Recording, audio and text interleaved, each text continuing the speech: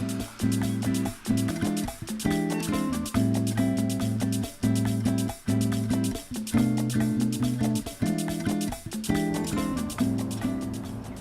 have another election on the horizon, and the Alameda League of Women Voters is on the job. Hello, I'm Joanne McCrae, chair of our Voter Service Committee. I'm standing here in front of the Alameda Public Library, where we recently hosted an Inauguration Day celebration, attended by over 200 fellow Alamedans. Preserve, protect, and defend the Constitution of the United States. Preserve, protect, and defend the Constitution of the United States. So help you God. So help me God. Congratulations, Mr. President. Today, other League members and I are back, this time inviting you to hear us talk about the 6 propositions you'll be asked to vote on May 19th, along with their pros and cons according to the supporters and the opponents of each. In line with our long tradition of informing voters in nonpartisan fashion, we'll do our best to give you only factual, objective information. Proposition 1A, the first measure, makes fundamental changes in California's Constitution. Our President, Kate Quick, will begin by telling you what it's all about. I'm introducing to you Proposition 1A, which is a constitutional amendment that has to do with our state budget.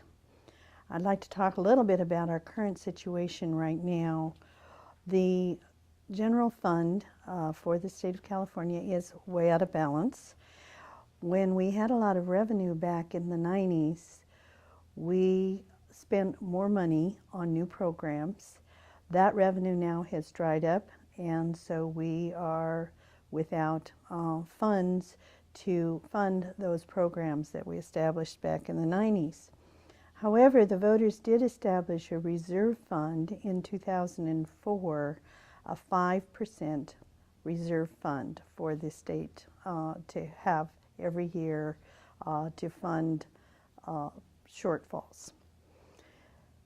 So this measure 1A, will do 3 things. It will increase the amount of money in the reserve fund. It'll limit our state spending on some of those programs, and it'll provide for some tax increases. And I'll give you a little bit of detail on each of those. On increasing and changing the rules for the reserve fund, it will increase the reserve fund to 12.5% from the current 5% that I said we voted on in 2004. It'll put 3% of the money that comes in every year in September into the special reserve fund, and half of that amount will be allocated to fund the schools. If Proposition 1B does not pass, then that money will be used for state infrastructure or other one-time expenditure needs. The other half of that 3% would be put into the reserve for the future. The reserve could only be used for emergencies, which might be something like wildfires or earthquake or something that happens that's unanticipated. The second area is the limits on state spending. So this measure says that any revenues in excess of those received in the last 10 years have to go to increase this reserve fund up to the 12.5%, that the amount that gets put into the reserve fund cannot be used for ongoing programs, and that the amount that gets put into the reserve fund should be used to pay off the state debt or to make one-time investments in state infrastructure. The third area that this measure covers is providing for some tax increases. And those tax increases are in several different areas. One is it would extend the 1% sales tax increase that just happened April 1st until June 30th, 2012. It would add 1/4% to the state income tax and again extend that through 2012.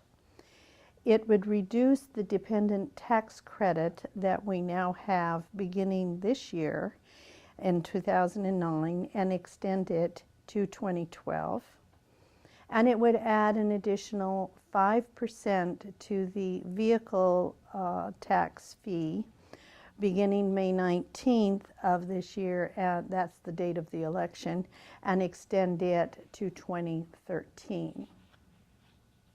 The fiscal effect of this measure would be that it would increase the state reserve fund.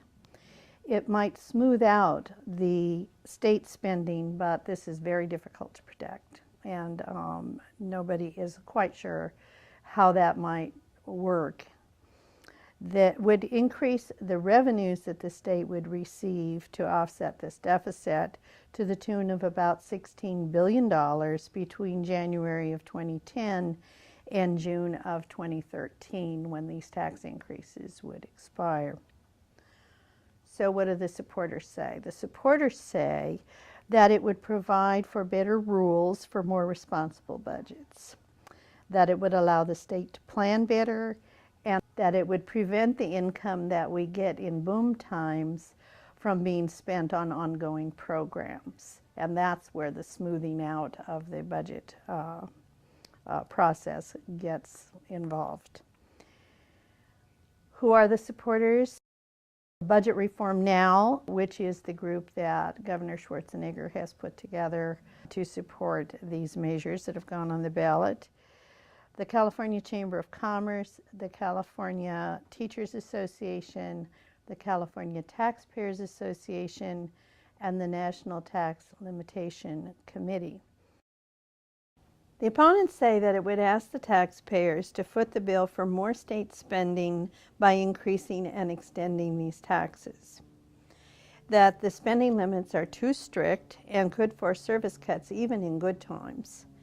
And that the measure has been written without public hearings and without any independent analysis. So who are these opponents? The opponents are the Vote No on 1A, the California Federation of Teachers, and it's interesting that one of the proponents is the California Teachers Association. So we have teachers on both sides. The California Nurses Association, the Howard Jarvis Taxpayers Association, the American Federation of State, County, and Municipal Employees, and the League of Women Voters of California. So in summary, a yes vote will establish a reserve fund of 12.5% and provide permanent funding of that reserve fund and place strict limits on how it can be spent.